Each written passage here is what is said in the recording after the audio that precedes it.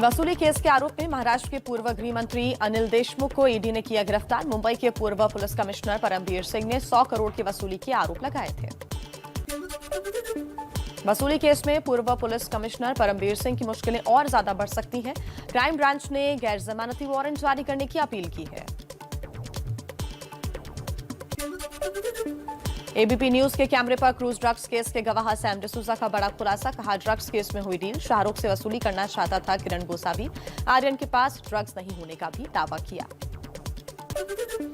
जाति प्रमाण पत्र विवाद में दिल्ली अनुसूचित जाति आयोग के सामने पेश हुए एनसीबी के समीर वानखेड़े। आयोग में कास्ट सर्टिफिकेट पेश किया। आयोग ने महाराष्ट्र सरकार से मांगी रिपोर्ट।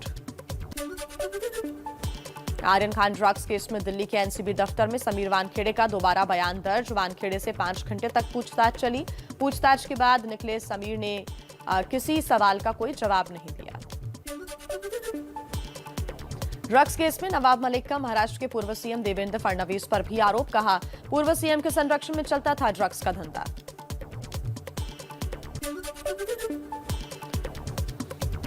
नवाब मलिक ने देवेंद्र फडणवीस की पत्नी को भी घसीटा। कहा, म्यूजिक वीडियो कंपनी में ड्रग पेडलर जयदीप राणा ने लगाया था पैसा।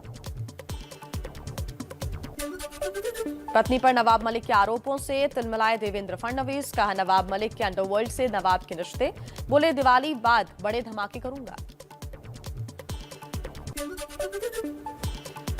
8 साल पुराने पटना सीरियल ब्लास्ट केस में सजा का ऐलान। 4 दोषियों को हुई फांसी, 2 को उम्र कैद, 2 को 10 साल और 1 को 7 साल की सजा का ऐलान। मोदी की रैली के दौरान हुए थे धमाके।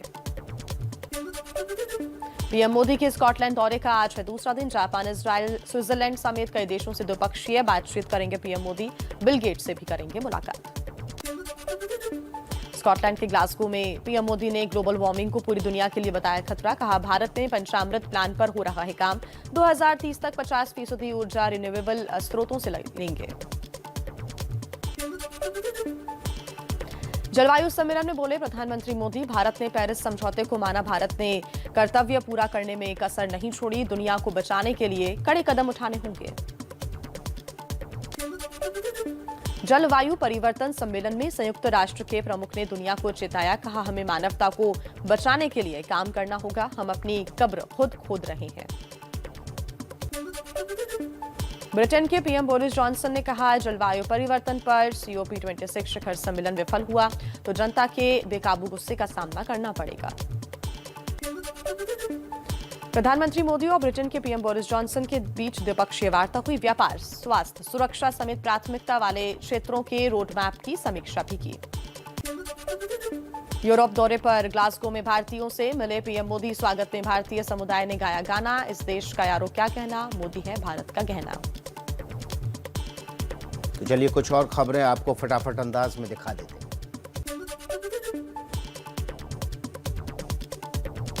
देश के 13 राज्यों में 3 लोकसभा और 29 विधानसभा सीट पर हुए उपचुनाव के नतीजे आज आएंगे। एबीपी न्यूज पर दिन भर देखिए काउंटिंग की महाकवरेज।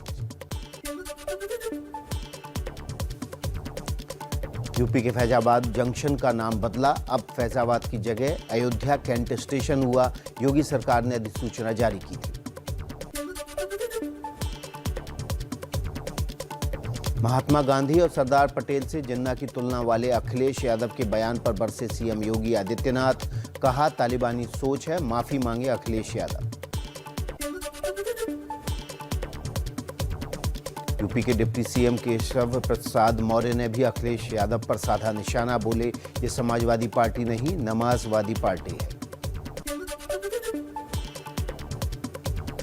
AIMIM प्रमुख ओवैसी ने भी साधा निशाना। बोले, जिन्ना से भारतीय मुस्लिमों का कोई लेना देना नहीं है। अखिलेश, इतिहास पढ़ें, जिन्ना की वजह से पाकिस्तान बना था।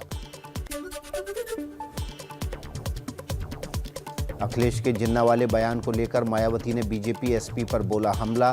कहा, दोनों दल सांप्रदायिक हैं। चुनाव में हिंदू मुस्लिम वाला माहौल बनाने के लिए अखिलेश ने बयान दिया। कांग्रेस ने अखिलेश यादव के बयान को गलत बताया। प्रणव झा ने कहा, अखिलेश की बात से बीजेपी को खुश होना चाहिए। अखिलेश को माफी मांगनी चाहिए।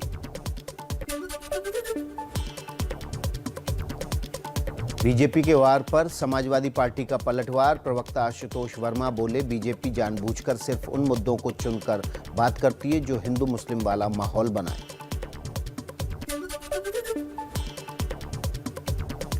यूपी में अखिलेश यादव की समाजवादी पार्टी और जयंत चौधरी के आरएलडी के बीच गठबंधन, दोनों साथ मिलकर लड़ेंगे 2022 का चुनाव। सीटों पर फॉर्मूला अभी तय नहीं।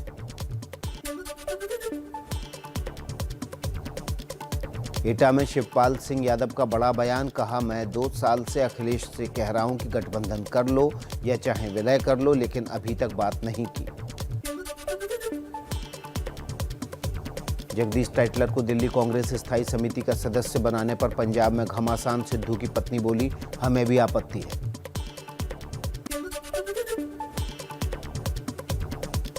चुनाव से पहले पंजाब में कांग्रेस की चन्नी सरकार का बड़ा ऐलान, 7 किलोवाट तक के कनेक्शन वालों को प्रति यूनिट 3 रुपए सस्ती मिलेगी बिजली। कर्मचारियों का डीए 11% बढ़ाने का फैसला।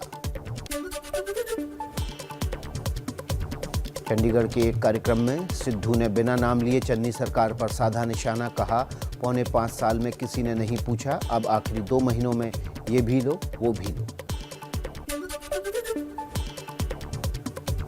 पंजाब के अटॉर्नी जनरल एपीएस देओल ने एबीपी न्यूज से कहा, मुझे हटाने के लिए पंजाब सरकार पर पार्टी का दबाव है। ना मुझे हटाया गया, ना मैंने इस्तीफा दिया है।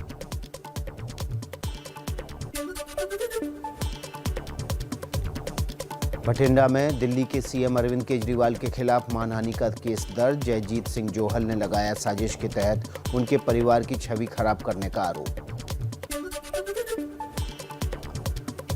गोवा चुनाव से पहले अरविंद केजरीवाल की आम आदमी पार्टी के बड़े वायदे, 3000 रुपए बेरोजगारी भत्ता देने का वायदा, पुराने बिल भी माफ होंगे।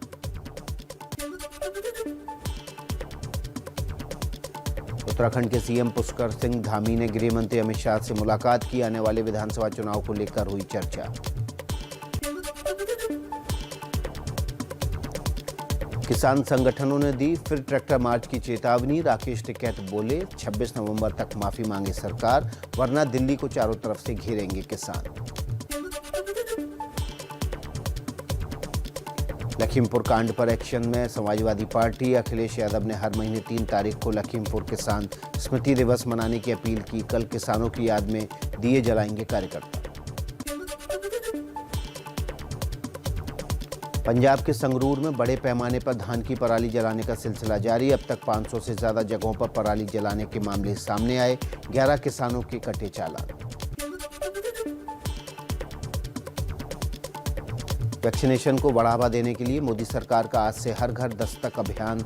1 डोज भी नहीं लेने वालों और दूसरी डोज नहीं लेने वालों को लगेगा टीका। पश्चिम बंगाल में पटाखे फोड़ने पर लगी रोक सुप्रीम कोर्ट ने हटाई। पटाखों की बिक्री और इस्तेमाल अब हो सकेगा। कोर्ट ने कहा, बिना ठोस वजह के राज्य सरकार ने लगाया था बैन।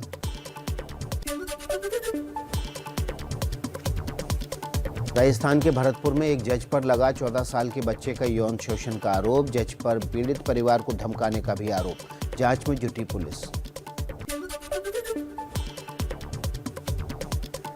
एमपी के सतना में एक युवक पर देशद्रोह का मुकदमा दर्ज। पुलिस ने युवक को गिरफ्तार किया। T20 वर्ल्ड कप में भारत की हार के बाद फेसबुक पर पाकिस्तान जिंदाबाद का आरोप। यूपी के 15,000 करोड़ रुपए के बाइक बोट घोटाले के मुख्य आरोपी संजय भाटी की मुश्किलें बढ़ी। सीबीआई ने संजय भाटी समेत 15 आरोपियों के खिलाफ केस दर्ज कर जांच शुरू की।